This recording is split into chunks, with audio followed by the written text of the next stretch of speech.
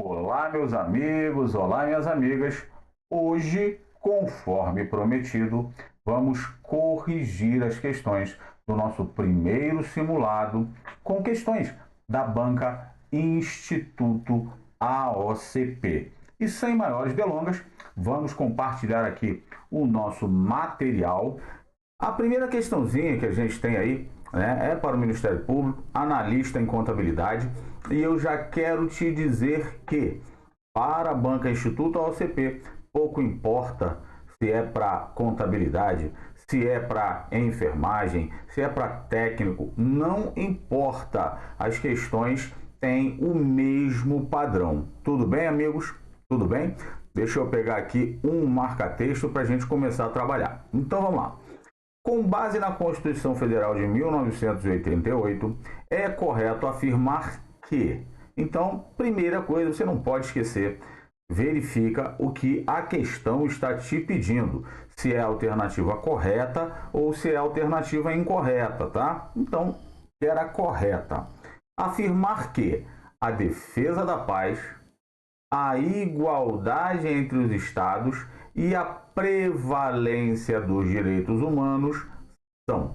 A banca quer saber onde dentro da Constituição Federal estão esses pontos: defesa da paz, igualdade entre os estados e a prevalência dos direitos humanos. E aí vem as alternativas: objetivos fundamentais da República, direitos e garantias fundamentais, fundamentos da República, poderes do Estado, princípios que regem as relações internacionais. Amigos, para responder a essa questão, a gente precisa aprender isso aqui, ó. Dentro da Constituição Federal, do artigo 1º ao artigo 4º, nós temos um conjunto de normas e nesse conjunto de normas nós temos um grande tema chamado Princípios Fundamentais da República Federativa do Brasil. Só que dentro desse grande tema tem subtemas.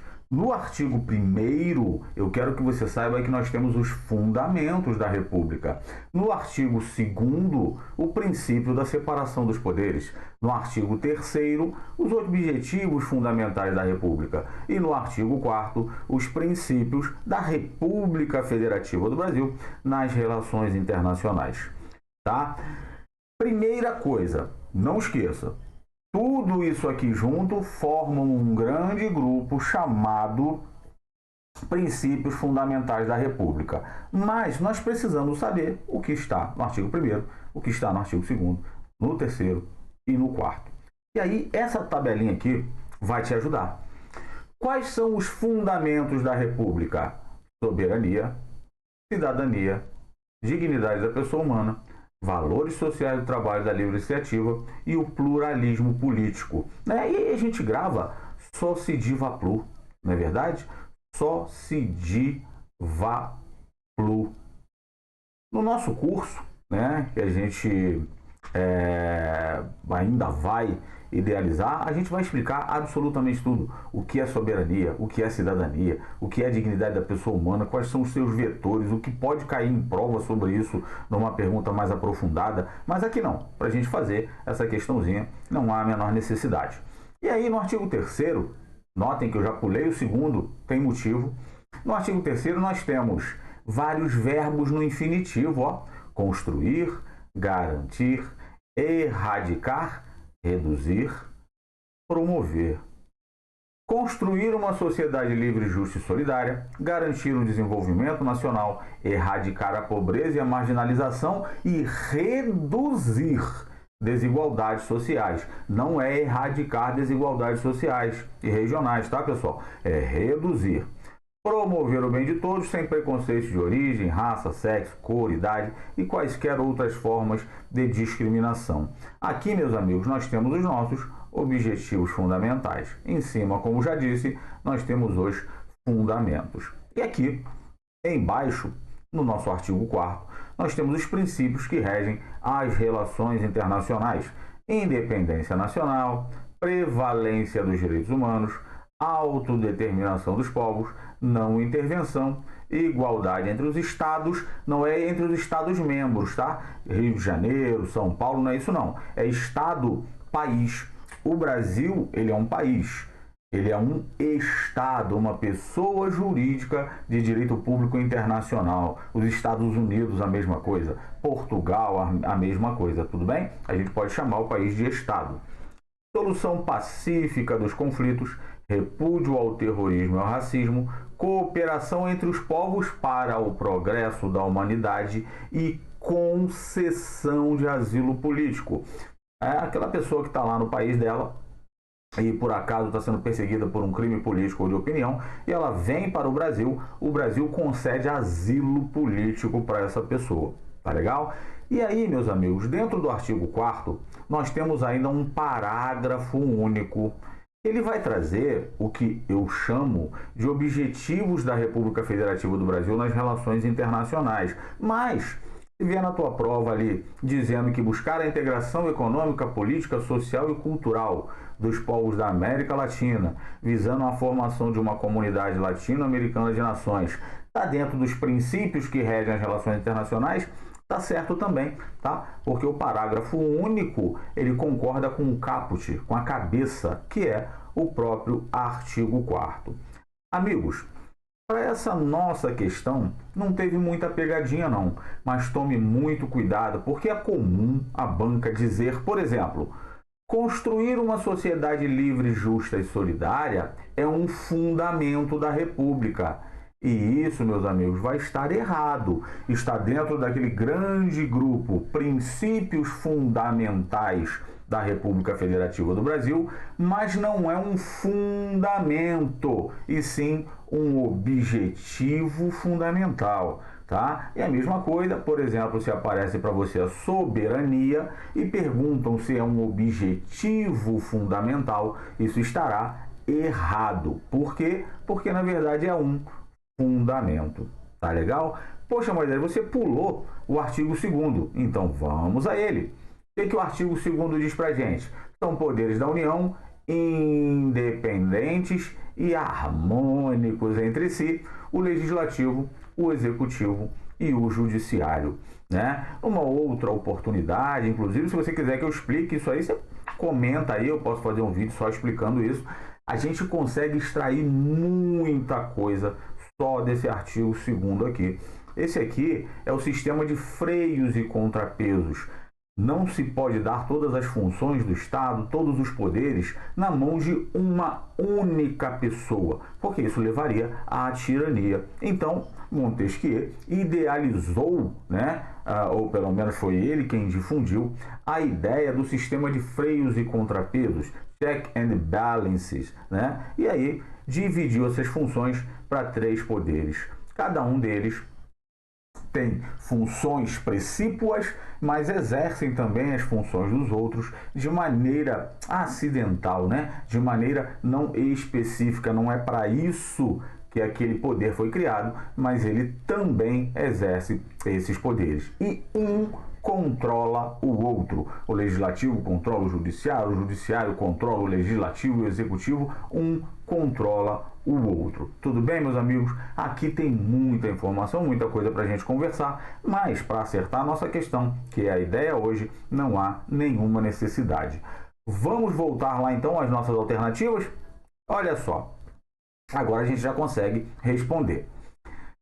Defesa da paz, igualdade entre os estados e prevalência dos direitos humanos são o que, meus amigos? Olha lá, ó. Defesa da paz, igualdade entre os estados e prevalência dos direitos humanos, ó. Defesa da paz, igualdade entre os estados e prevalência dos direitos humanos. É o que então? É um princípio que rege as relações internacionais do Brasil, não é verdade? Vamos dar uma olhadinha lá? Ó. Alternativas. Objetivos fundamentais da República Federativa do Brasil? Não, os objetivos a gente viu, que eles estão lá no nosso artigo 3º.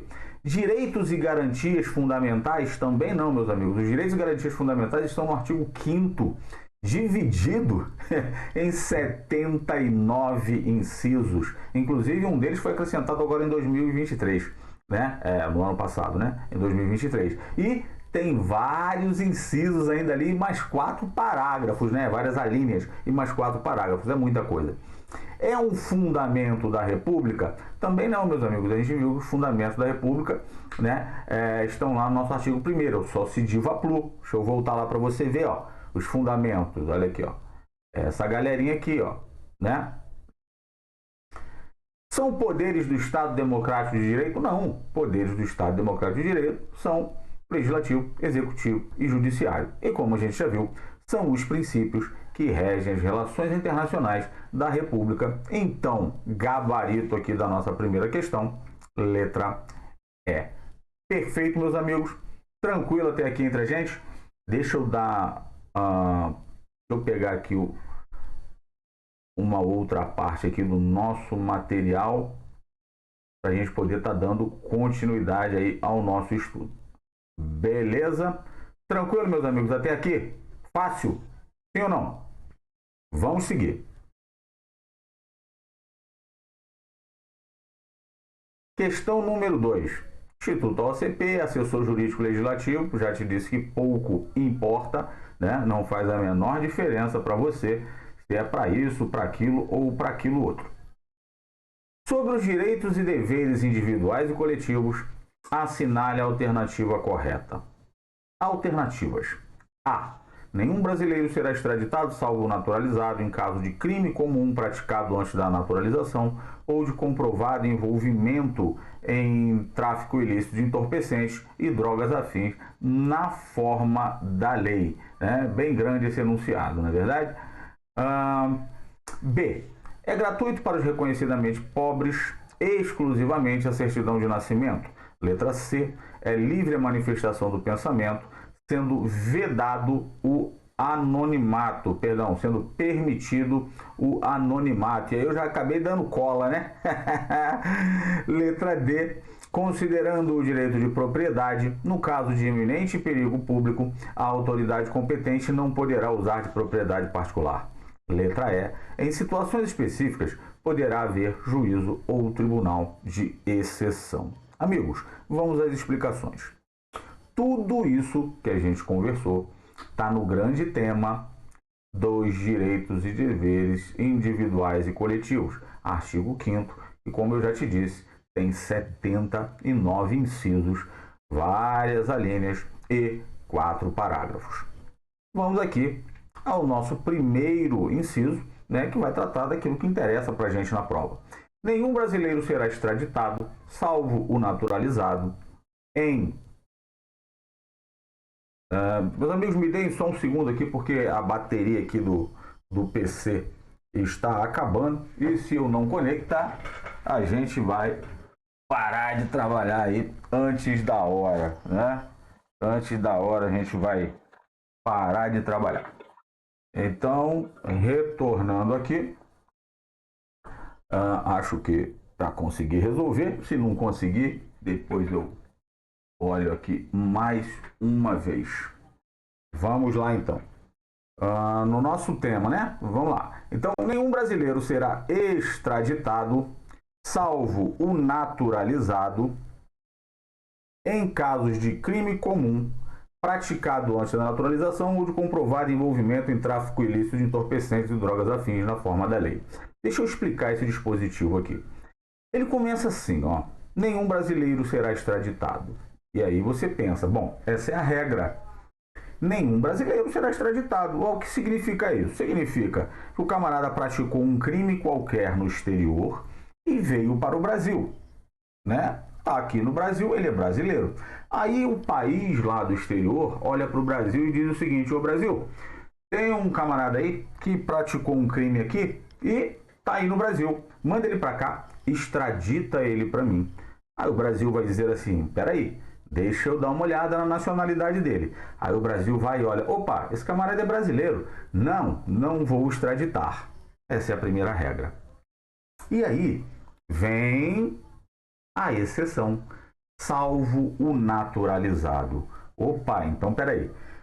O Brasil jamais vai extraditar brasileiros natos. Brasileiros natos. O Brasil jamais vai extraditar. Mas o naturalizado, ele pode ser extraditado sim. Sempre, Moisés? Sempre não. Sempre não. Só se for em caso de crime comum, e aí esse crime comum tem que ter sido praticado antes da naturalização, ou aí pouco importa quando ele estiver envolvido comprovadamente em tráfico ilícito de entorpecentes e drogas afins. Beleza, meus amigos? Tranquilo? Aqui o nosso próximo inciso que interessa: são gratuitos para os reconhecidamente pobres na forma da lei o registro civil de nascimento e a certidão de óbito. Bem tranquilo.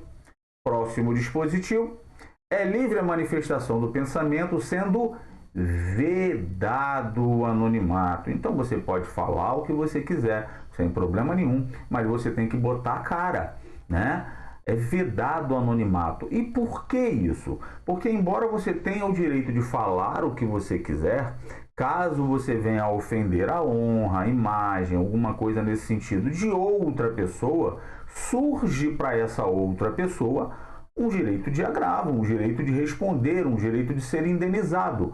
E aí, se ele não souber quem é você, como é que ele vai processar, como é que ele vai tentar essa reparação? Então você pode falar o que você quiser, mas é vedado o anonimato. Ah, Moisés, mas isso não é o que está acontecendo hoje em dia aqui no Brasil. Amigos, para fazermos questões de prova, nós temos que lembrar que a Constituição Federal é linda, maravilhosa, até porque é mesmo, ela é muito bem feita, o problema é de aplicabilidade. E a Constituição, ela está no mundo do dever ser, como deveria ser. As coisas que estão acontecendo estão no mundo do ser. É assim e ponto final. E para a prova, Moisés, como é que funciona? Para a prova você tem que saber o mundo do dever ser, como deveria ser. Tudo bem? Nosso próximo dispositivo aqui, o inciso 25. No caso de iminente perigo público, a autoridade competente poderá usar de propriedade particular assegurado ao proprietário indenização ulterior se houver dano. Então vamos lá, meus amigos. Já viram lá na televisão, né, aquela questão do policial que para você, né? É muito mais isso aí, você vê nos filmes americanos, né? Você está lá no seu carro dirigindo bonitão, aí o policial vem e diz: pare, eu preciso do seu carro, me dê o seu carro, e aí ele sai em perseguição aí de algum bandido e arrebenta com o seu carro todo. Olha só, ele era uma autoridade pública, estava numa situação de iminente perigo público, ela usou da tua propriedade particular, que era o teu veículo, sem que você quisesse, pouco importa se você quer ou não, tá? Mas aí ele arrebentou o teu carro todo. Então também é assegurado a você uma indenização ulterior, né? A indenização não é anterior, como seria, por exemplo, uma desapropriação. Aqui você não perde o bem. Aqui ele simplesmente usa o bem e te devolve. Todo esculhambado, mas te devolve. Então, havendo dano, né, você pode ser indenizado aí. Fato é, pode sim usar a sua propriedade em caso de iminente perigo público. E aí, meus amigos, aqui no 37, não haverá juízo ou tribunal de exceção. Ah, mas o que é um juízo ou tribunal de exceção? Por exemplo, várias pessoas se reuniram, praticaram um crime qualquer, e aí o Estado Democrático de Direito olha e decide o seguinte: poxa, essa galera aí não pode ser julgada por um juiz comum. Aquele juiz que é o competente naquela região para processar e julgar esse tipo de crime. Não. Vamos criar aqui um tribunal para julgar somente esse pessoal. Como foi, por exemplo, o Tribunal de Nuremberg, né? Isso é um tribunal de exceção, isso é um juízo de exceção. No Brasil, isso não é permitido, meus amigos. Tudo bem? Vamos retornar às alternativas? A. Nenhum brasileiro será extraditado, salvo naturalizado em caso de crime comum praticado antes da naturalização ou de comprovado envolvimento em tráfico ilícito de entorpecentes e drogas afins. Na forma da lei, é o gabarito, não tem o que discutir. Ok? É exatamente o que a gente leu aqui, ó. B. É gratuito para os reconhecidamente pobres exclusivamente a certidão de nascimento. Amigos, olha lá. Registro civil de nascimento, vamos lá, certidão, e certidão de óbito. Então, né, tem dois erros aqui, né, no que vem escrito, né, é uma das coisas, né, a certidão ali de nascimento, e essa palavra exclusivamente acabou completamente aí com a questão. C. É livre a manifestação do pensamento, sendo permitido o anonimato. Eu te expliquei que é livre a manifestação do pensamento, mas é vedado o anonimato. Não é isso? D.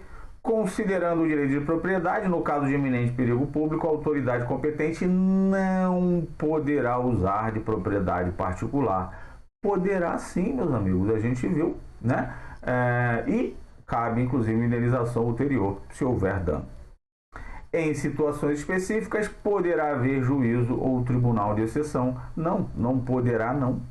Não poderá é nunca. Não haverá juízo ou tribunal de exceção. Tudo bem? Vamos prosperar, meus amigos. Questão número 3.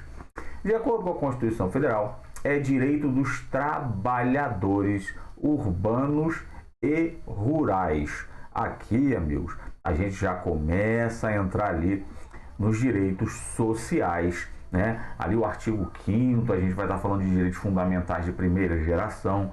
Quando a gente entra no artigo 6º, 7º, a gente já vai estar falando de direitos, são direitos fundamentais, mas são direitos de segunda dimensão, né? São direitos em que o Estado deve fazer alguma coisa por você. A gente também explica tudo isso no curso completo, qual é a diferença entre direito de primeira geração, de segunda geração, de terceira geração, o que é uma prestação positiva, o que é uma prestação negativa, mas para esta questão de prova, nada disso interessa, tá legal? E aí vamos ler aqui as alternativas. Quais são os direitos aí dos trabalhadores urbanos e rurais? O seguro-desemprego em caso de desemprego voluntário, jornada de 8 horas para o trabalho realizado em turnos ininterruptos de revezamento, vedada a negociação coletiva, gozo de férias anuais remuneradas com pelo menos 2/3 a mais do que o salário normal, licença gestante sem prejuízo do emprego e do salário, com a duração de 120 dias, e letra E, a remuneração de serviço extraordinário superior no mínimo em 100% à do normal. Vamos lá então, meus amigos, a gente precisa ver os dispositivos para a gente poder acertar essa questãozinha aqui também. Artigo 7º. São direitos dos trabalhadores urbanos e rurais, além de outros que visem a melhoria de sua condição social, 2 pontos, e aí virão, meus amigos, vários incisos, vários. Mas para nossa questão a gente precisa saber o seguinte: seguro-desemprego em caso de desemprego involuntário. Se você pediu para ir embora, você está desempregado porque você quer, aí é outra história, você não tem direito a seguro-desemprego. Jornada de 6 horas para o trabalho realizado em turnos ininterruptos de revezamento, salvo, ou seja, exceto se tiver negociação coletiva. Amigos, o turno ininterrupto de revezamento é aquele em que um dia você trabalha pela manhã, outro dia você trabalha de tarde, outro dia você trabalha de noite. Isso é muito nocivo para o seu relógio biológico, né? Então, há uma limitação aqui de 6 horas desse trabalho, salvo negociação coletiva. Mas o que é uma negociação coletiva? Meus amigos, a negociação coletiva ela ocorre quando o sindicato dos trabalhadores e o sindicato patronal, né, eles entram ali naqueles embates, né, e chegam a um acordo qualquer para toda a categoria. Tá legal? Isso aí é a ideia de negociação coletiva. Tá bom? Tranquilo? E aí a gente sabe que tem divisões, né? Quando a gente estuda mais a parte ali de trabalho, a gente vai ver lá, existem convenções coletivas, existem acordos coletivos, teria uma diferenciação. Aqui é só você saber que o Sindicato dos Trabalhadores vai estar no rolo para poder verificar se serão 6 horas, se vai ser mais, se vai ser menos. Isso aí vai ser fruto dessa negociação coletiva. Tá legal? Gozo de férias anuais com pelo menos 1/3 a mais do que o normal.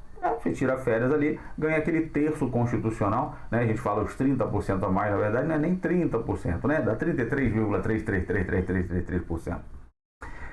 Licença gestante sem prejuízo do emprego e do salário com duração de 120 dias. E aqui, né, meus amigos, a licença não é nem a gestante, né? O bebê já nasceu, né? A mulher não está mais gestante. Mas é o que está escrito na Constituição. E acabou. A gente não vai brigar com o que está escrito. A licença é gestante. Ah, Moisés, mas é porque pode antecipar a licença. De começar a licença antes de o bebê nascer. Tá bom. Tá aceito, então. Tá bom? Então vamos lá. É bom você saber que é de 120 dias. Espera aí, Moisés. 120 nada. Não tem um negócio aí de uma extensão de 60 dias? Sim, amigos, tem essa extensão, mas essa extensão é por uma outra regra que deu mais direitos do que aqueles que estavam na Constituição. Não há problema nenhum, não tem nenhuma inconstitucionalidade nessa norma, né? E aí ela dá mais 60 dias. O fato é, na Constituição Federal está escrito 120 dias, ok? Remuneração do serviço extraordinário superior no mínimo em 50%. Tá? E aqui pode acontecer um monte de coisa, né? Pode aparecer na tua questão de prova. Remuneração do serviço extraordinário superior em 50%. Tá errado, porque é no mínimo 50%, exceto se for uma questão da lei número 8.112, que lá é cravado 50%. Não é no mínimo, é de 50%. A gente também trabalha isso no curso específico. Tá legal? Mas o fato é, serviço extraordinário, né, meus amigos? A remuneração ali é a nossa hora extra, né? Tal da hora extra. No mínimo, 50% a do normal. Agora, a gente já tem totais condições de voltar para responder as questões. Letra A, então, né? Seguro-desemprego em caso de desemprego voluntário. Certo ou errado? Errado, né, meus amigos? Porque a gente viu que é em caso de desemprego involuntário. Então, não é isso. Ok? Jornada de 8 horas para o trabalho realizado em turnos ininterruptos de revezamento. Errado, porque é de 6 horas. Vedada a negociação coletiva. Outro erro, porque é salvo negociação coletiva. Não há vedação. Letra C. O gozo de férias anuais remuneradas com pelo menos 2/3 a mais do que o salário normal. Errado, é pelo menos 1/3 a mais. Licença a gestante sem prejuízo do emprego e do salário com a duração de 120 dias. É o nosso gabarito. Remuneração do serviço extraordinário superior no mínimo em 100%. Errado, porque é no mínimo 50%. Tudo bem, amigos? Vamos prosperar aqui, vamos prosseguir. Questão número 4. Vicenzo, essa aqui é maneira, né? Essa daqui ela vai misturar dois temas. Vicenzo Hernández nasceu em 1995 na cidade de Madrid, Espanha, quando seus pais, servidores públicos, estavam a serviço do governo federal brasileiro. Nos dias atuais, Vicenzo deseja se tornar oficial das Forças Armadas do Brasil. Nesse contexto, à luz das disposições constitucionais acerca da nacionalidade, é correto afirmar. Queremos saber o que é correto. Não é só sobre nacionalidade não, tá, meus amigos? Aqui também vai tratar de cargos públicos, né, que são privativos de brasileiro nato, e eu vou te mostrar aqui sem problema nenhum. Vamos rapidamente aqui passar as questões, né, as alternativas, e depois a gente vai às explicações. Letra A. Vicenzo poderá residir na República Federativa do Brasil por 5 anos ininterruptos e requerer a nacionalidade brasileira para posteriormente se tornar oficial das Forças Armadas. B. Vicenzo não poderá exercer o cargo de oficial das Forças Armadas, pois trata-se de cargo privativo do brasileiro nato. Letra C. Embora nascido no exterior, Vicenzo é considerado brasileiro nato, o que lhe torna apto a exercer o cargo almejado. D. Vicenzo poderá se naturalizar brasileiro, contudo, mesmo assim, não poderá exercer o cargo de oficial das Forças Armadas. Letra E. O cargo de oficial das Forças Armadas pode ser exercido por brasileiros natos e naturalizados, logo, Vicenzo deverá requerer a nacionalidade brasileira para seguir a carreira de oficial. Amigos, vamos explicar tudo o que precisamos para fazer essa questão. Artigo 12 da Constituição Federal. Ele fala da nacionalidade. E aqui eu só preciso te explicar o que é o brasileiro nato. Vai ser suficiente, junto com um outro tema que a gente já vai falar, para você acertar as questões. A gente não precisa nem entrar no que é o brasileiro naturalizado, que, aliás, tem mudança recente aí nesse tema, não do brasileiro naturalizado em si, mas da perda da nacionalidade do brasileiro naturalizado. Tá? A gente pode tratar isso aí num outro momento também, se vocês quiserem. Né? É só comentar aí, pô, eu queria saber disso aí, dessa novidade. Vamos lá. são brasileiros natos os nascidos na República Federativa do Brasil, ainda que de pais estrangeiros, desde que estes não estejam a serviço do seu país. Então aqui, meus amigos, é adotado o critério ius solis, do solo, da terra, onde o cara nasceu. Foi no Brasil? Foi. Então é brasileiro. Agora, se os pais desse camarada, né, estavam aqui a serviço do país deles, aí é diferente, terá outras regras para a gente conversar que não são necessárias para a nossa questãozinha de prova. Tudo bem? Via de regra, nasceu no Brasil, é brasileiro. Nato. Só não o será se os pais estiverem aqui no território brasileiro a serviço do país deles. Vou te dar um exemplo aqui. João e Maria, né? Os dois são portugueses, né? E vieram a passeio aqui para o Brasil. A Maria estava grávida, nasceu aí o Joaquim, né? Joaquim é brasileiro? Sim, ele é brasileiro nato e não tem conversa. Por que, Moisés? Porque eles não estavam a serviço do país deles, eles estavam passeando aqui no Brasil. Ah, Moisés, mas a lei portuguesa diz que nesse caso é português também. Sem problema, problema da lei portuguesa. O Brasil não pode mandar na lei portuguesa, mas o Brasil pode dizer o seguinte: nasceu aqui é brasileiro. Estavam a serviço do país de vocês? Não, então é brasileiro. Ah, mas é português também? Não sei. Se Portugal disser que é. A gente não pode mandar lá nas leis de Portugal. Tudo bem? Os nascidos no estrangeiro, de pai brasileiro ou mãe brasileira, desde que qualquer deles esteja a serviço da República Federativa do Brasil. Então vamos lá.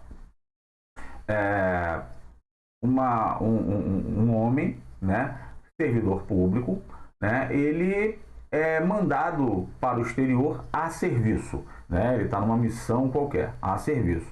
E a esposa vai junto, a esposa está grávida. E lá, né, nasce o filho desse casal aí. Note que só ele estava a serviço, ela o estava acompanhando. Sem problema nenhum. Por quê? Porque é pai ou mãe, tá? E desde que qualquer deles esteja a serviço da República Federativa do Brasil. No nosso exemplo, os dois são brasileiros, nem precisavam ser, tá? Mas um deles, pelo menos, o pai, estava a serviço da República Federativa do Brasil. Aí lá nos Estados Unidos, por exemplo, a criança nasce. Essa criança é brasileira.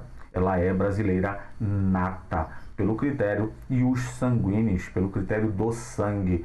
Pouco importa se nasceu no exterior. É filho de brasileiro que estava em serviço, que estava em missão no exterior, é brasileiro.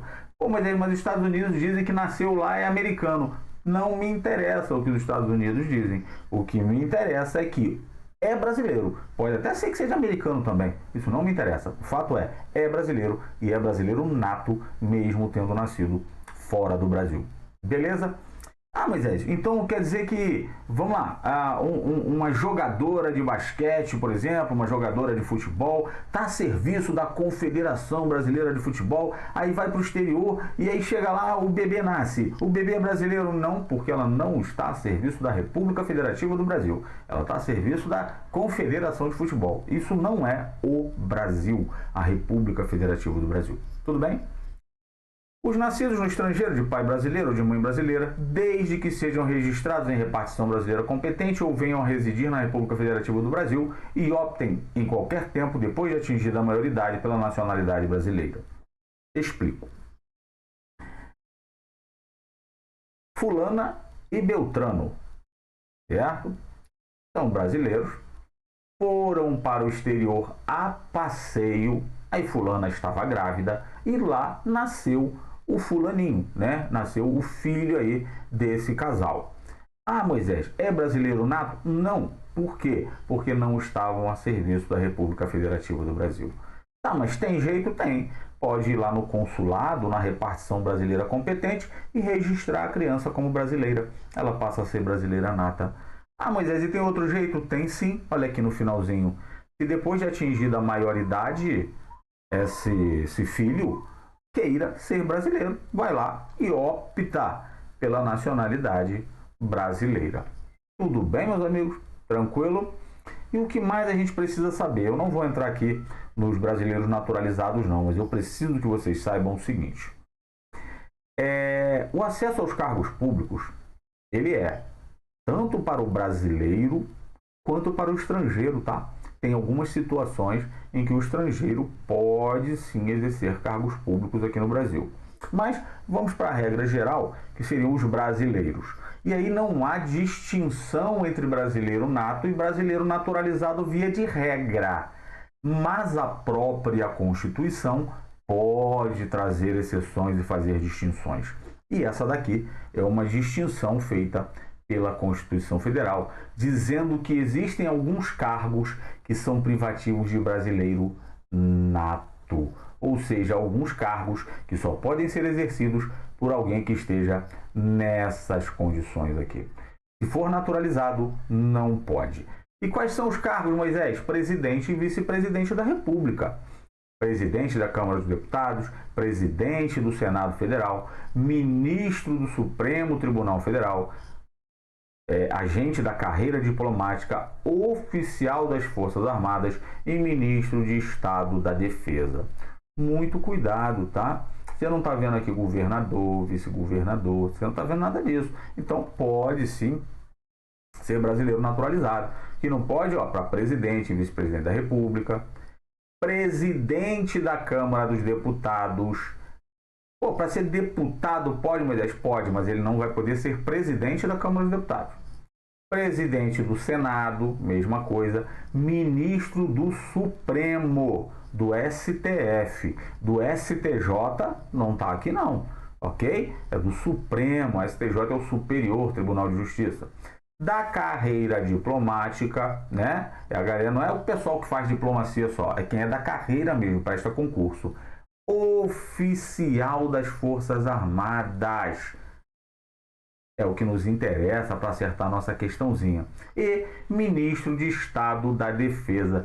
Meus amigos, se vier só ministro de Estado, vai estar errado, porque tem ministro de Estado da Economia, tem ministro de Estado da Defesa, tem ministro de Estado do não sei o que, tem ministro de Estado da Saúde, da Educação. Enfim, é só o da Defesa que é reservado a brasileiros natos. Tudo bem? Vamos voltar então lá às nossas alternativas? Vamos primeiro à história. Vicenzo Hernández nasceu em 1995 na cidade de Madrid, quando seus pais, servidores públicos, estavam a serviço do governo federal brasileiro. Então, olha só, ele nasceu fora, mas é filho de brasileiros e os dois, não precisava nem dos dois, estavam a serviço da República Federativa do Brasil. Então, meus amigos, nesse caso, ele é brasileiro nato por esse critério aqui, né? Critério jus sanguinis. Mas vamos lá. Nos dias atuais, Vicenzo deseja se tornar oficial das Forças Armadas. Pode? Não pode? Conta para mim aí. Vamos para as alternativas? A. Vicenzo deverá residir na República Federativa do Brasil por 5 anos ininterruptos e requerer nacionalidade brasileira para posteriormente se tornar oficial das Forças Armadas. Nada disso, meus amigos. Ele é brasileiro nato. A gente já chegou a essa conclusão. E se ele é brasileiro nato, ele pode ser oficial das Forças Armadas. Já chegamos a essa conclusão também. Então, letra A errada. B. Vicenzo não poderá exercer o cargo de oficial das Forças Armadas. Já está errado. E vamos para a explicação. Pois trata-se de cargo privativo de brasileiro nato. Bom, realmente é cargo privativo de brasileiro nato. Só que ele pode exercer sim. Por quê? Porque ele é brasileiro nato. C. Embora nascido no exterior, Vicenzo é considerado brasileiro nato, o que lhe torna apto a exercer o cargo almejado. Olha que maravilha, é o nosso gabarito. D. Vicenzo poderá se naturalizar brasileiro? Não, ele é brasileiro nato. Contudo, mesmo assim, não poderá exercer o cargo de oficial das Forças Armadas. Se ele fosse brasileiro naturalizado, realmente não poderia. Mas ele é brasileiro nato, então errado também, tudo errado. Letra E. O cargo de oficial das Forças Armadas pode ser exercido por brasileiros natos e naturalizados. Errado. Só por brasileiros natos. Logo, Vicenzo deverá requerer a nacionalidade brasileira. Errado também, porque ele já é brasileiro nato. Então, meus amigos, confirmando aí, gabarito letra C, sem conversa. Amigos, eu gostaria que vocês comentassem aí para mim. Tá difícil, tá fácil, tá tranquilo, tá suave, tá favorável, tá bom? Manda aí para mim porque eu quero saber, né, o nível de dificuldade, como é que você está em relação a essas questões. Tudo bem? Vamos retornar aqui para a próxima questão. Questão número 5, Polícia Civil, investigador. Como eu já falei, pouco importa. Tá legal? Pouco importa qual é o cargo. De acordo com a Constituição Federal, na forma da lei, dentre outras, é condição de elegibilidade a idade mínima de. Alternativas. Letra A, 30 anos para senador, 25 anos para governador, 21 anos para deputado federal, deputado estadual ou distrital, prefeito, vice-prefeito e juiz de paz. D, 18 anos para vereador, deputado federal, deputado estadual ou deputado distrital. E, 30 anos para presidente da República. Amigos, letra de lei também a questão. Olha só. Lá no artigo 14. A soberania popular será exercida pelo sufrágio universal e pelo voto direto, secreto, com valor igual para todos e nos termos da lei mediante. Só aqui fazendo uma propagandazinha, né? Um jabá, né? A gente explica tudo isso também. O que é soberania, o que é sufrágio, né? Como é que é o voto direto, secreto, né? Mas só no curso completo aí porque é necessário. Para a nossa questão de prova, não há necessidade, né? A gente fala, meus amigos, quando a gente está falando desses temas aí, referente a direitos eleitorais, direitos políticos, na verdade, a gente fala aí da capacidade ativa e a passiva, né? A passiva seria aquela possibilidade de ser votado, né? É a ideia de elegibilidade. E a ativa é aquela em que você pode votar, quando é que você pode votar, quando você não pode, quando você está dispensado, quando é facultativo, quem não pode votar sob nenhuma hipótese, tá? Mas aqui para nossa prova, o que a gente precisa é só desse dispositivo aqui. São condições de elegibilidade na forma da lei. Aí vai vir nacionalidade brasileira, pleno grupo de direito político, babá. Aí idade mínima de 35 anos para presidente e vice-presidente da República. Vamos voltar na questão? 30 anos para presidente da República. Então já está errado, não é verdade? Vamos lá. Por quê? Porque 35. B, 30 anos para governador e vice-governador de estado ou Distrito Federal. Vamos lá na questão? Para governador, 25 anos. Então também está errado. 21 anos para deputado federal, estadual ou distrital, prefeito, vice-prefeito e juiz de paz. Amigo, juiz de paz é o camarada lá que celebra casamento, tá bom? Não é juiz togado, não é aquele camarada que faz concurso para juiz, não, tá? É o nosso gabarito, né? A gente já vai voltar lá e vai dizer. E 18 anos para vereador. Vamos ver lá? Vereador, 18 anos para vereador. Deputado federal, deputado estadual ou distrital. Ué, Moisés, 18 anos para vereador você me mostrou ali. Sim, 18 anos para vereador. Mas para deputado federal, distrital, etc., 21. Então vai estar errado por isso, por causa dessa parte aqui, ó. Daqui para frente está errado. Até aqui estaria correto.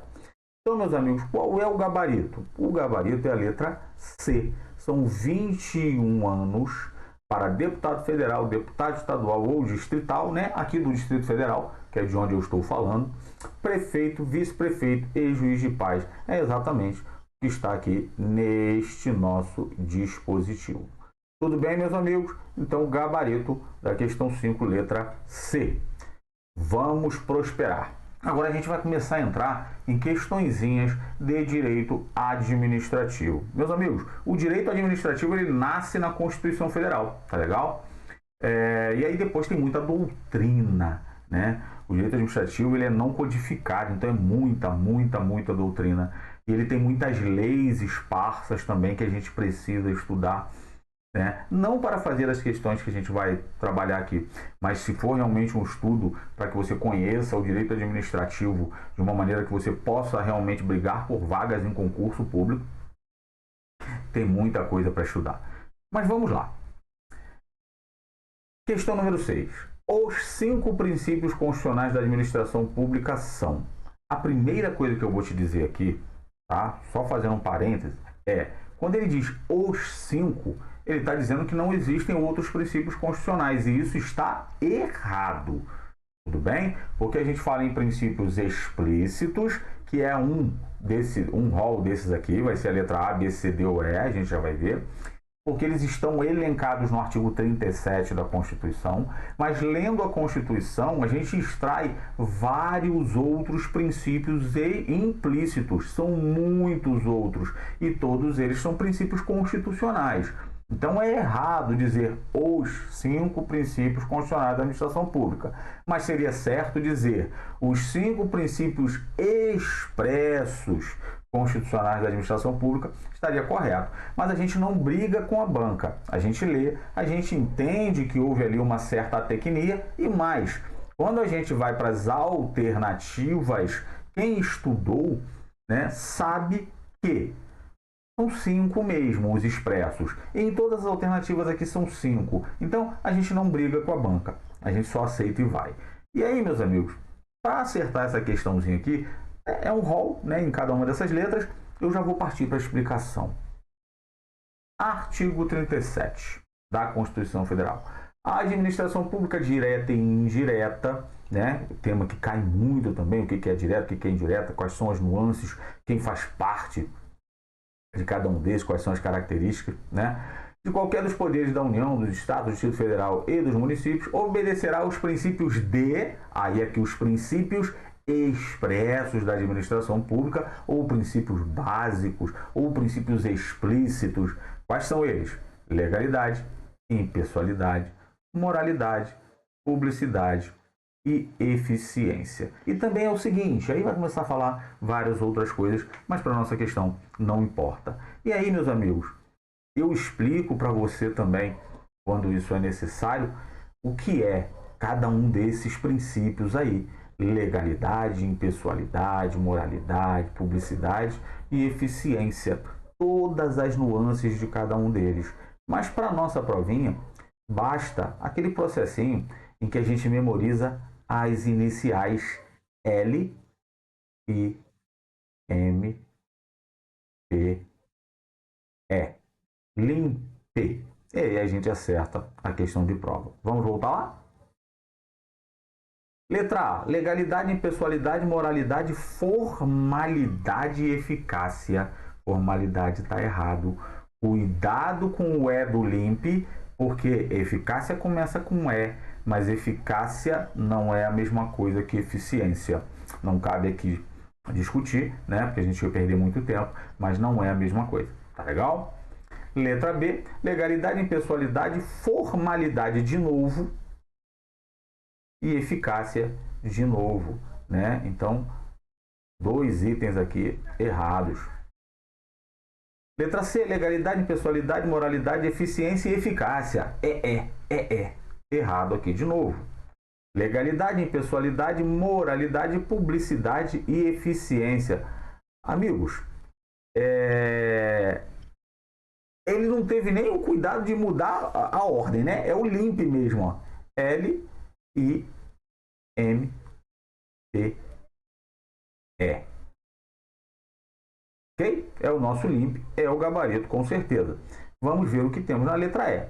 Legalidade, impessoalidade, moralidade, publicidade. Pô, se não foi a eficácia aqui nessas, também não é aqui, né? Então, pelo amor de Deus. Beleza, amigos? Bem tranquilo essa questão, né? Vamos prosseguir, né? E aí lembrando, né, porque aqui tem muita coisa para falar de legalidade, impessoalidade, moralidade, fora os princípios implícitos, são muitos, é muita coisa, né? Mas para a questão não tem necessidade, não. Questão 7. Em relação ao conceito de ato administrativo, já está entrando numa parte doutrinária, assinale a alternativa correta, tá? Então a gente não pode esquecer de olhar aqui que é a correta que está sendo pedida, né? Para a gente poder não errar aí, até porque a gente sempre procura a correta, né? Mas às vezes a questão de prova está te pedindo a incorreta, né? E aí você tem que ficar esperto, tudo bem? Vamos lá, meus amigos. Ele quer saber sobre o conceito de direito administrativo. A. É uma expressão utilizada para designar em sentido amplo os regimes de direito público e de direito privado a que se pode submeter a administração pública. Não, meus amigos. Na verdade, uma expressão utilizada para designar em sentido amplo, os regimes de direito público e de direito privado é regime jurídico da administração, né? É uma maneira, né, de designar, porque a gente pode falar em regime jurídico administrativo, e quando a gente fala de regime jurídico administrativo, a gente vai falar de supremacia do interesse público de um lado e de indisponibilidade do interesse público por outro.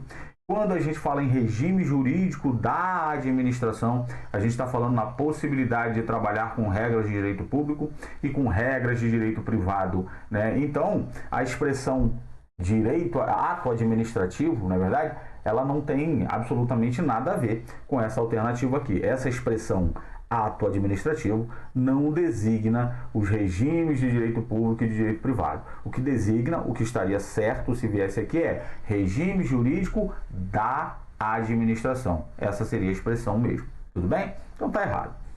Letra B, ele inspira o legislador e vincula a autoridade administrativa em toda a sua atuação. Amigos, isso aqui quem fala é a professora Maria Silvia Zanella de Pietro. E ela fala disso aqui quando ela está tratando do princípio da supremacia do interesse público sobre o interesse privado, que é um princípio implícito da administração pública. Isso aqui não tem nada a ver com o conceito de ato administrativo. Letra C, assegura a todos o acesso à informação e resguarda o sigilo da fonte quando necessário ao exercício profissional. Meus amigos, isso aqui na verdade é um direito fundamental, né? Vem lá elencado no artigo 5º, né? Pode ter relação ali com o princípio da publicidade, mas não tem nada a ver com o conceito de ato administrativo. Então só sobrou a letra D, né? Que eu já vou te dizer que é o nosso gabarito.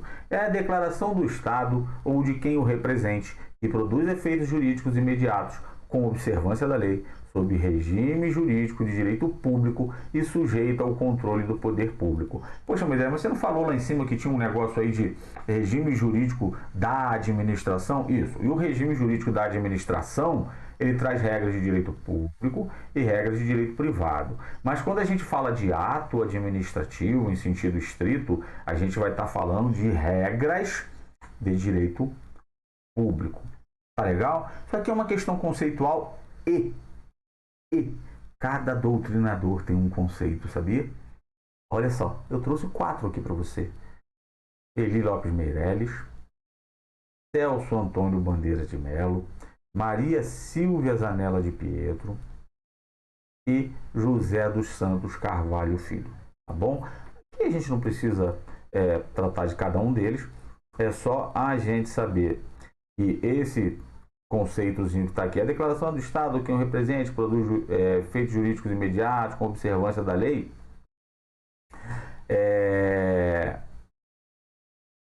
está dentro da ideia de todos esses nossos conceitos aqui, tá legal?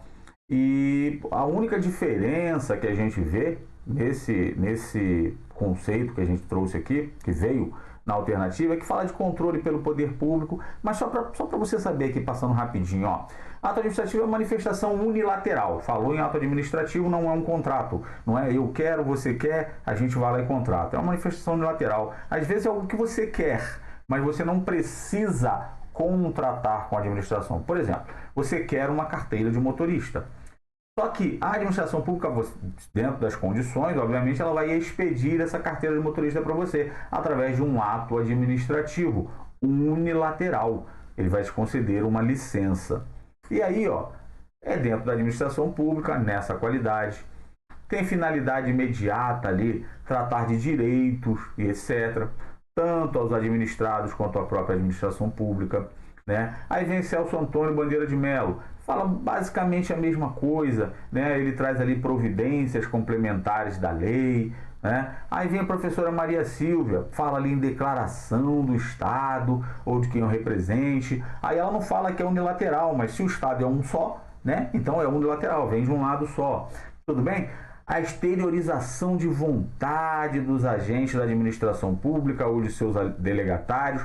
Amigos, aqui eu não concordo muito com o professor José dos Santos Carvalho Filho, porque na verdade o agente público, o que ele faz é exteriorizar a vontade da administração pública e não a vontade dele. Mas quem sou eu perto do professor José dos Santos Carvalho Filho? Se ele falou que é isso e ponto final.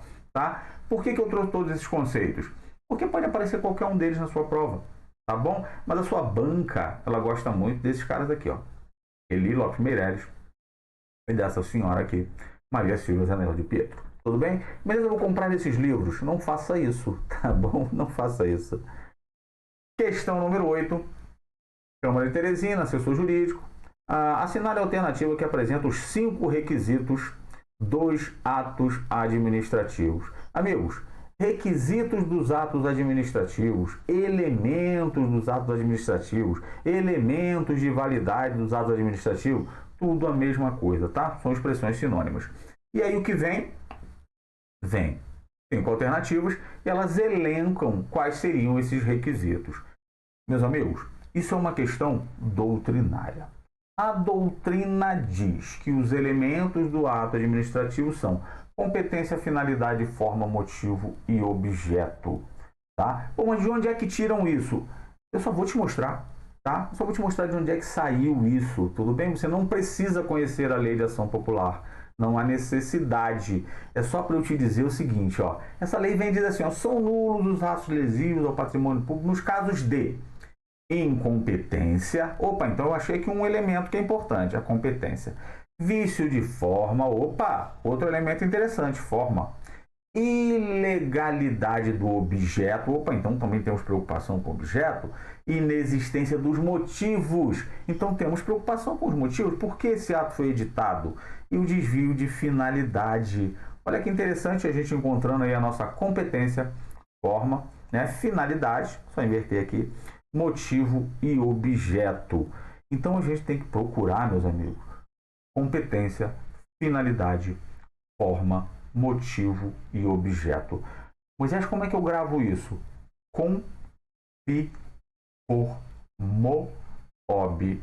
Com, fi, for, mo, ob. Com, fi, for, mo, ob. Aí daqui a pouco você já está falando assim, ó, cofifomob. Cofifomob é com de competência, fi de finalidade, for de forma, mo de motivo, ob de objeto. Com, fi, for, mo, ob. Ok? Vamos procurar? Competência, finalidade, tipicidade, objeto e motivo. Só um adendo aqui, tá? Os atos administrativos, eles têm tipos próprios, mas não são taxativos como é a lei penal. Na lei penal, matar alguém, isso é tipicidade. Se não for exatamente do jeito que está escrito ali, matou uma pessoa, matou alguém. Então, não é crime. Tá legal? Dentro dos atos administrativos, isso não é tão rígido assim. Mas a professora Maria Silvia, ela diz que existem elementos que são os básicos, que são o confir, for, mo, ob, e existem elementos que são acidentais. E dentro desses elementos acidentais, a tipicidade também estaria lá. Mas aqui, meus amigos, eu quero os 5 que tem que estar em todos os atos administrativos. Eu quero confir, for, mo, ob. Tudo bem? Tudo bem, amigos? E olha só, eu gostaria também que você soubesse que esses elementos eles podem aparecer com outro nome. Tá legal? Eles podem aparecer com um nomezinho aí um pouquinho diferente. Por exemplo, a competência pode vir sujeito competente. Na competência pode vir agente. Tá legal? Mas, via de regra, a gente vai achar confir, for, mo, ob. Então, vamos procurar. Competência, agilidade. Nada a ver. Competência, moralidade, forma, motivo e objeto. Moralidade não. Moralidade, na verdade, é um princípio implícito da administração pública. Competência, finalidade, forma, motivo e objeto. Opa! Confir, for, mo, ob. Olha que bonitinho aqui, ó. Encontramos. É o gabarito. Letra E. Competência, publicidade, finalidade, motivo e objeto. Não, né, meus amigos? A publicidade também é um princípio da administração pública. Tudo bem? Beleza? Fechamos aqui? Passei direto, deixa eu voltar, tá? Só aqui, meus amigos, desculpa aqui corrigindo, né? A moralidade ela também é um princípio explícito, né? Não é um princípio implícito, não. Então apareceram aqui 2 princípios explícitos, ó. Beleza?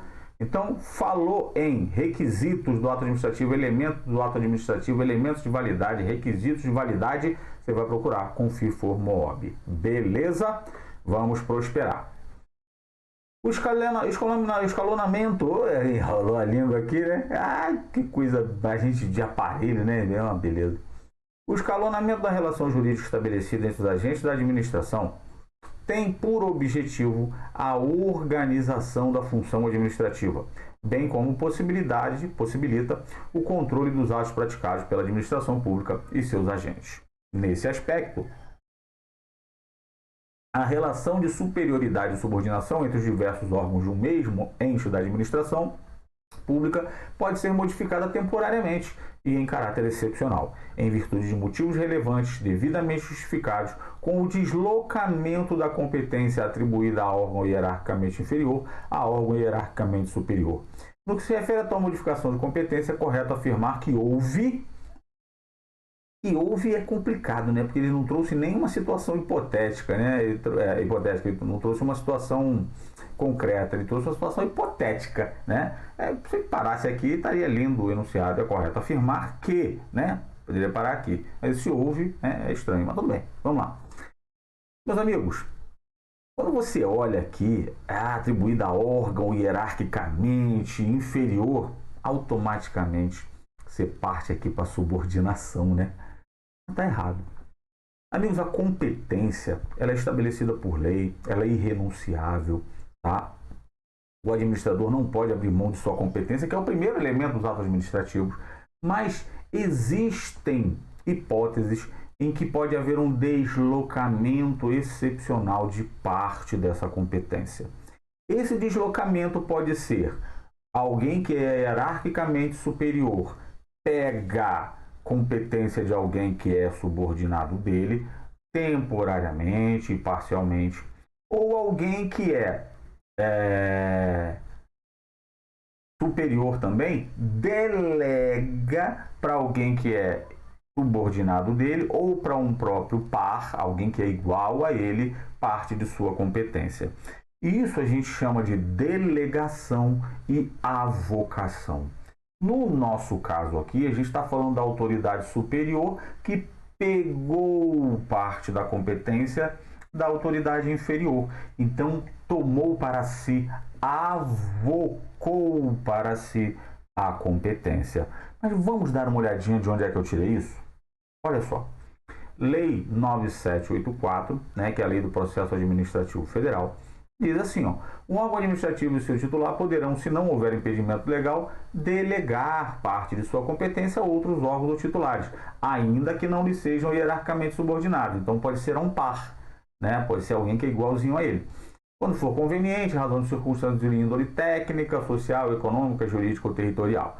E aí há aqui algumas vedações, né, situações que não pode ter delegação. Edição de ato de caráter normativo, decisão de recurso em matéria de competência exclusiva.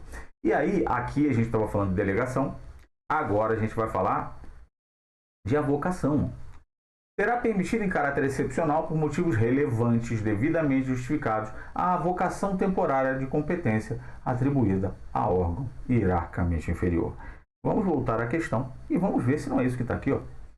Deslocamento da competência atribuída a órgão hierarquicamente inferior, né, para órgão superior. Por quê? Motivos relevantes, devidamente justificados, em caráter excepcional. Amigos, isso aqui é a avocação. O cara de cima pega parte da competência do cara de baixo, temporariamente, obviamente. Tá legal? Vamos prosperar? Questão 10, a nossa última questãozinha aí, né? Sobre o provimento e vacância no cargo público federal, conforme a legislação aplicável, assinale a alternativa correta. Meus amigos, essa questão é sobre a Lei número 8.112, uma lei importantíssima para sua prova, uma lei grande, mas importantíssima. A gente trabalha essa lei aí em coisa de 12 horas para a gente poder bater a lei todinha. Aqui a gente vai falar só uns detalhezinhos para que você possa acertar a sua questão de prova. Vai que cai isso aqui amanhã para você, né? Amanhã não. A prova é daqui a uma semana, não é isso? Daqui a uma semana especificamente para a galera que vai fazer TRF, né? Vamos lá. A reversão e a readaptação são formas de provimento de cargo público. Bacana, né? Já vou te dizer aqui que sim, né? E que esse é o nosso gabarito. E já vou te mostrar por quê. Mas já vamos ver aqui o que está errado nas outras. Olha, o concurso público para provimento de cargo efetivo terá validade de até 2 anos. Legal. Podendo ser prorrogado uma única vez. Legal. Por metade desse período. Aí está errado. Né? Porque realmente o concurso público para cargo efetivo ele tem a validade de até 2 anos. Não é de 2 anos. É de até 2 anos. Pode ser prorrogado uma vez por igual período. O erro está nessa palavra aqui, ó, metade. A posse é pessoal e intransferível e não poderá ocorrer mediante procuração específica. Meus amigos, isso aqui também está errado. Por quê? Porque pode sim. Pode sim. Você prestou concurso público, aí apareceu o seu nome lá dizendo que você foi aprovado, você está nomeado. A partir daí você tem 30 dias para aparecer e tomar posse, né? Assinar o termo de posse. Mas por acaso, vamos supor que você esteja viajando, você vai viajar, né? Não tem problema nenhum. Dar uma procuração para alguém assinar esse termo de posse em seu nome. Tá? Só que essa procuração tem que ser uma procuração específica. Tem que vir escrito lá: eu, Moisés Veiga, nomeio fulano, meu bastante procurador, para em meu nome, perante a administração pública, assinar o termo de posse para o cargo tal do qual fui nomeado. Essa é uma procuração específica. Se você passou por alguém uma procuração para essa pessoa te representar perante a administração pública, isso não é uma procuração específica. Tudo bem? Letra D. A posse em um cargo público não dependerá de prévia inspeção médica oficial, uma vez que a aptidão física é requisito básico para preenchimento da vaga. Meus amigos, a aptidão física é sim um requisito, mas tem que ter inspeção prévia. É óbvio, até porque senão como é que você vai saber, né? Então, o errado aqui é o não dependerá. Amigos, só para a gente ver aqui a questão das formas de provimento, bem rapidinho. As formas de provimento são nomeação, promoção, readaptação, reversão, aproveitamento, reintegração e recondução. Né? Aí a gente faz aqui uma mexidinha e fala em arerê no pererê. Né? Quem já foi meu aluno vê que eu monto tudo aqui, eu explico o que é nomeação, o que é promoção, o que é tudo. Explico absolutamente tudo sobre todos esses itens aqui. E aí depois a gente faz um processinho mnemônico lá do A.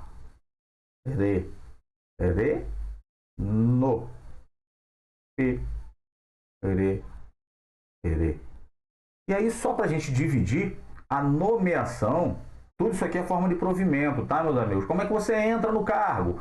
Entrar é prover, tá? Forma de provimento. Saiu do cargo, vacância, formas de vacância. A gente também trabalha absolutamente tudo isso, pontinho por pontinho. Mas as formas de provimento podem ser divididas em provimento originário e provimento derivado. Então a questão não pediu isso não. Ela só quer saber de você lá. Eu só vi aqui a reversão e readaptação, né? E a reversão e a readaptação são formas de provimento. Sim, são formas de provimento, né? No caso, provimento derivado. Tá, meus amigos? Então, a nossa questãozinha de prova, o nosso gabarito aqui é a letra A, né? E aí, só para você saber, quando a gente fala de readaptação, é alguém que sofreu uma limitação física ou mental, né? Estava no cargo, mas aí não serve mais para aquele cargo, mas pode ser readaptado no outro. Já a reversão é o retorno de alguém que estava aposentado. Se a pessoa estava aposentada por invalidez, por exemplo, e se tornam insubsistentes os motivos dessa invalidez, o motivo pelo qual ela estava aposentada, essa pessoa é revertida de ofício, ela volta para o serviço público. Em outros casos, a pessoa cumpre o tempo ali e pede para ir para casa, né? Pede para se aposentar. Mas chega em casa e decide que quer voltar. Pensa assim, caraca, não estou aguentando mais ficar em casa, eu quero voltar. Aí tem que ter requisitos para voltar, né? Tem que ter interesse da administração pública, a pessoa tem que pedir, a aposentadoria tem que ter sido a pedido, tem que ter sido no máximo 5 anos e tem que ter cargo vago. Aí, nesse caso, a pessoa pode ser revertida também. É o outro tipo de reversão. A gente explica absolutamente tudo isso. Mas, para o nosso concurso, meus amigos, não há necessidade disso tudo. É simplesmente chegar ali, marcar a letra A e um abraço. Tudo bem, meus amigos? Tudo bem? A gente finaliza aqui e aí deixa eu te dar um recadinho aqui bem rápido. Eu botar a minha carranca aqui um pouquinho para a gente conversar. Realmente eu espero que você não tenha tido grandes dificuldades para fazer. Se teve, não tem problema, né? Agora você lê de novo, você vê, essa questão pode aparecer na tua prova, tá? As questões sempre se repetem. Tudo bem? E qualquer dúvida, manda aí pra gente, tá? Eu vou passar outros simulados e aí você me segue lá no Instagram, tá? No Moisés Veiga Prof, no arroba Moisés Veiga Prof, porque normalmente eu coloco esses simulados lá antes da nossa correção, um dia antes, alguma coisa antes, a gente vai combinando isso aí. Tudo bem, meus amigos? Tudo bem? Um grande abraço e até a próxima.